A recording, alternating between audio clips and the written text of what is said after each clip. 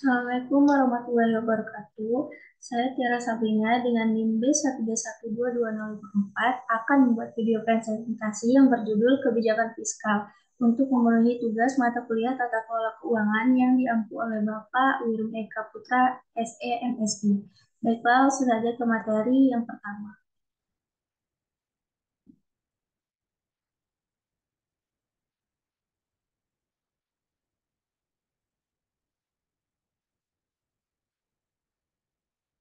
Dari pembicaraan pada bab-bab sebelum bab ini, kita mengetahui bahwa baik pengeluaran maupun penerimaan pemerintah pasti mempunyai pengaruh atas pendapatan nasional.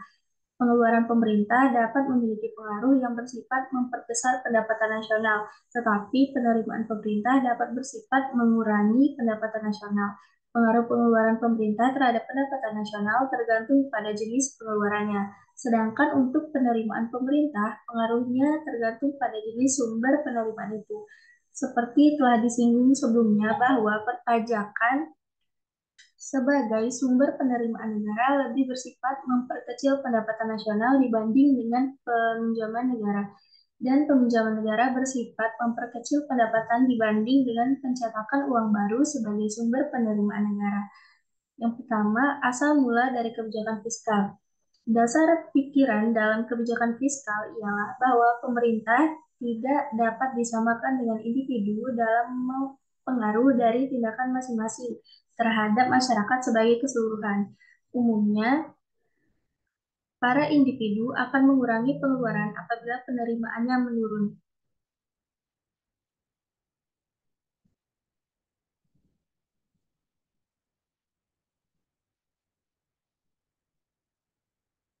Sedangkan pemerintah tidak harus berbuat demikian karena apabila pemerintah pengurangannya, pengeluarannya, maka tindakan ini justru akan lebih menyusahkan atau memperberat jalannya perekonomian, maka menurunnya pengeluaran pemerintah akan berarti menurunnya pendapatan masyarakat sebagai objek pajak dan selanjutnya justru memperkecil penerimaan pemerintah lagi. Di samping itu juga disadari bahwa dalam masa depresi banyak dana masyarakat atau swasta yang menganggur sehingga peningkatan dalam pengeluaran pemerintah tidak akan mengurangi investasi sektor swasta lewat kenaikan tingkat bunga.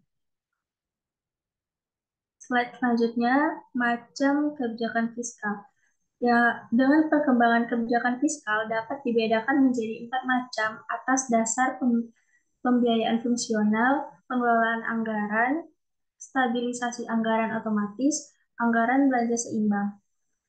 Yang pertama, pembiayaan fungsional. Dalam hal ini, pengeluaran pemerintah ditentukan dengan melihat akibat-akibat tidak langsung terhadap pendapatan nasional, terutama guna meningkatkan kesempatan kerja. Di lain pihak, pajak dipakai untuk mengatur pengeluaran swasta dan bukan untuk meningkatkan penerimaan pemerintah. Sehingga pada saat ada pengangguran, pajak sama sekali tidak diperlukan. Selanjutnya, pinjaman akan dipakai sebagai alat untuk menekan inflasi lewat pengangguran dana yang tersedia dalam masyarakat. Kemudian, apabila pajak maupun pinjaman dirasa tidak tepat, maka ditempuh pencetakan uang. Jadi, pengeluaran pemerintah dan perpajakan dipertimbangkan sebagai suatu hal yang terpisah. Namun demikian, ada kekhawatiran bahwa tanpa ada hubungan langsung antara keduanya akan ada bahayanya karena kemungkinan pengeluaran pemerintah semakin berlebihan. Yang kedua, pengelolaan anggaran.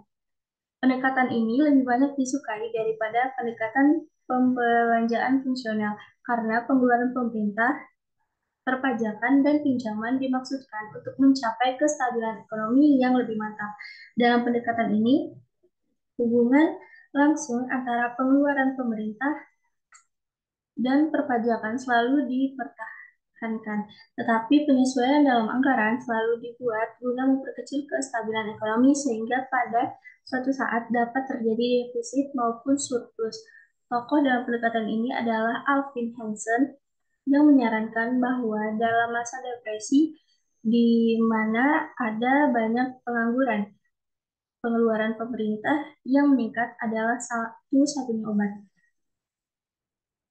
Dalam perkembangan pemikiran lebih lanjut, penggunaan anggaran belanja seimbang untuk jangka panjang diperlukan dengan catatan bahwa dalam masa depresi ditempuh anggaran belanja defisit, sedangkan dalam masa inflasi ditempuh anggaran belanja surplus.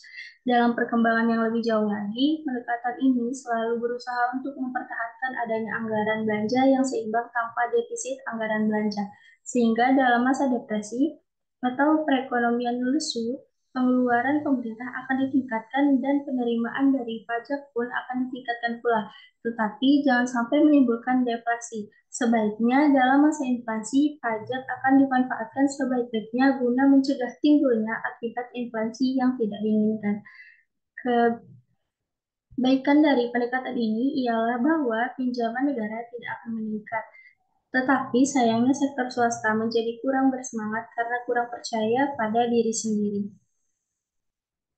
Selanjutnya, stabilisasi anggaran.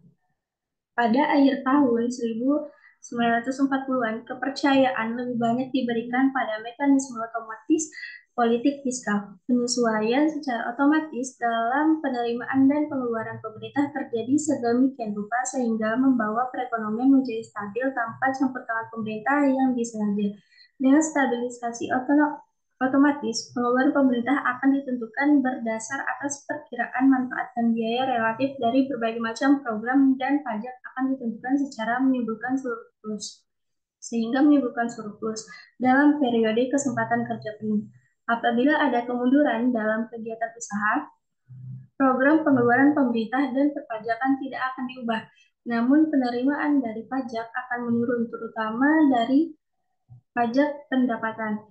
Di lain pihak, jumlah pengeluaran pemerintah akan meningkat, terutama yang dikaitkan dengan gaji, pensiun, bantuan sosial, dan sebagainya. Akibatnya, defisit dalam anggaran belanja pemerintah muncul dan mendorong perkembangan sektor swasta kembali sampai tercapainya kesempatan kerja penuh. Sebaliknya, dalam masa inflasi, ada kenaikan dalam penerimaan pemerintah yang berasal dari pajak pendapatan dan tidak perlu banyak tunjangan pengangguran, sehingga akan ada surplus anggaran belanja. Peranan ini dapat ditingkatkan dengan pengembangan pengeluaran pemerintah pada proyek-proyek pekerjaan umum. Selanjutnya, anggaran belanja seimbang. Suatu modifikasi dari pembelanjaan atas dasar anggaran yang disesuaikan dengan keadaan adalah pembelanjaan secara seimbang dalam jangka panjang tetapi ditempuh defisit pada masa depresi dan surplus pada masa inflasi. Kegagalan dalam mempertahankan keseimbangan anggaran dalam jangka panjang dapat menimbulkan hilangnya kepercayaan masyarakat terhadap pemerintah, dapat pula diikuti pendekatan surplus tetapi tetap mempertahankan keseimbangan anggaran. Dalam masa depresi, pengeluaran perlu ditingkatkan, diikuti pula dengan peningkatan penerimaan sehingga tidak akan memperbesar utang negara. Slide selanjutnya, tujuan kebijakan fiskal.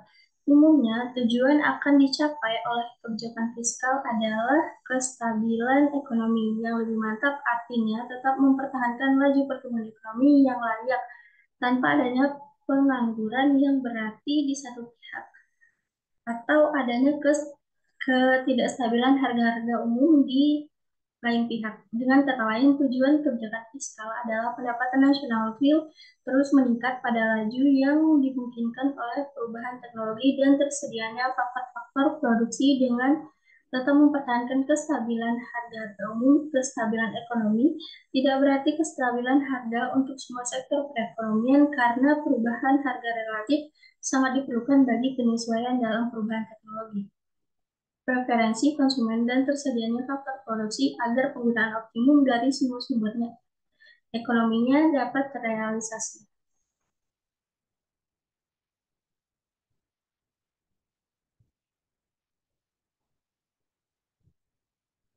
A. Mencegah pengangguran. Pencegahan timbulnya pengangguran merupakan tujuan yang paling utama dari kebijakan fiskal. Kegagalan dalam mencapai kesempatan kerja penuh tidak hanya berarti tidak tercapainya tingkat pendapatan nasional dan laju pertumbuhan ekonomi yang optimum, tetapi juga berakibat kurang menyenangkan bagi perorangan yang menderita atau yang mengalami pengangguran. Kesempatan kerja penuh dapat kita artikan sebagai keadaan di mana semua pemilik faktor produksi yang ingin mempekerjakannya pada tingkat harga atau upah yang berlaku dapat memperoleh pekerjaan bagi faktor-faktor produksi tersebut.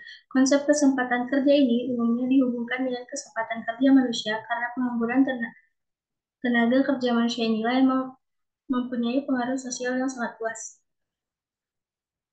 Dengan definisi di atas, maka pencapaian kesempatan kerja pun itu sangat sukar dicapai karena pada setiap saat tertentu ada faktor-faktor produksi yang kehilangan lapangan kerja dan pada soal itu pula belum mendapat pekerjaan berhubung dengan adanya ketidaksempurnaan pasar. B. Stabilitas harga. Aspek kedua dari kebijakan fiskal adalah mempertahankan kestabilan harga umum pada tingkat yang layak. Penurunan yang tajam dalam harga-harga umum jelas akan mendorong timbulnya pengangguran karena sektor usaha swasta akan kehilangan harapan untuk mendapatkan keuntungan. Bahkan keuntungan mereka justru semakin mengecil. Selanjutnya, investasi swasta dapat tidak ada lagi, lebih-lebih bila mereka mengharapkan harga-harga akan turun. Sebaliknya, harga-harga umum yang meningkat terus juga mempunyai akibat yang tidak menggembirakan. Inflasi memang dapat menciptakan kesempatan kerja penuh dan memberikan keuntungan kepada beberapa kelompok orang, tetapi juga mempersulit kehidupan orang-orang yang berpenghasilan rendah dan terutama mereka yang berpenghasilan tetap. Inflasi yang deras akan cenderung melemah juga sektor usaha swasta karena investasi produktif umumnya berubah menjadi investasi dalam barang-barang tahan lama seperti rumah, tanah, dan sebagainya. Dalam jangka panjang, inflasi akan berakibat pada kurangnya kepercayaan masyarakat kepada pemerintahannya. Slide selanjutnya, konflik antara kestabilan harga, kestabilan, dan kesempatan kerja. Timbul keraguan dalam keberhasilan mencapai tujuan ganda. Usaha untuk mengoptimalkan tujuan stabilitas harga akan mempunyai akibat sampingan yang bersifat mengurangi kesempatan kerja atau bahkan menciptakan pengangguran. Sebaliknya, usaha mengurangi pengangguran sering dibarengi dengan adanya laju inflasi yang semakin meningkat. Hubungan antara dua alternatif tujuan ini dapat dilukiskan dalam menggunakan kurva Peirce. Slide selanjutnya, kaitan antara kebijakan fiskal dan kebijakan moneter. Mula-mula, kebijakan yang ditempuh pemerintah dalam mengurang kestabilan ekonomi adalah dengan kebijakan moneter, yaitu dengan peningkatan jumlah kredit atau dengan memperlonggar pengkreditan diberikan oleh bank-bank umum. Untuk itu biasanya bank sentral sangat berperan dalam mempengaruhi jumlah uang yang beredar dengan cara mengubah-ubah tingkat bunga dan deking, ataupun membeli atau menjual surat berharga. Dalam masa depresi, bank sentral menambah jumlah uang beredar dengan politik pasar terbuka, yaitu dengan membeli obligasi negara. Yang selanjutnya dapat menekan tingkat bunga dan memperbesar rating bank-bank umum, sehingga bank-bank umum dapat memperluas pembelian kreditnya lagi. Dengan demikian, maka investasi dalam perekonomian diharapkan akan terus meningkat dan depresi akan terobati. Sebaliknya, bila perekonomian mengalami inflasi, pengeluaran, investasi, dan konsumsi akan dikekang dengan politik pasar terbuka lewat penjualan obligasi negara, sehingga ini menyerap uang yang beredar dan akan mengurangi backing bank-bank umum yang selanjutnya akan mengurangi penciptaan kredit oleh bank-bank itu dan jumlah uang beredar akan turun. Pada tahun 1930-an terbukti bahwa kebijakan moneter saja tidak dapat mengatasi depresi sebab tingkat bunga yang sudah begitu rendah ternyata tidak dapat mendorong timbulnya investasi karena orang lebih senang menyimpan uang tunai. Dengan kata lain, permintaan akan uang tunai untuk sekedar menganggur. menjadi elastis sempurna pada tingkat bunga yang rendah. Dan kegagalan kebijakan moneter itu, maka kebijakan fiskal menjadi penting, tetapi sayangnya kebijakan fiskal lebih kaku dibanding dengan kebijakan moneter, dan umumnya kebijakan moneter lebih dapat diterima oleh masyarakat daripada kebijakan fiskal.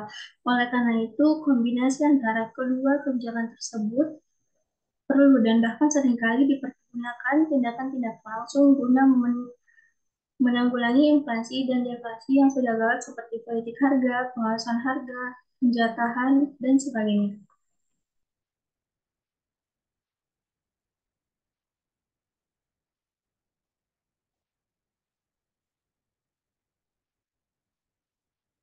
Sekian materi yang dapat saya jelaskan, lebih dan kurang saya mohon maaf. Semoga bermanfaat. Wassalamualaikum warahmatullahi wabarakatuh.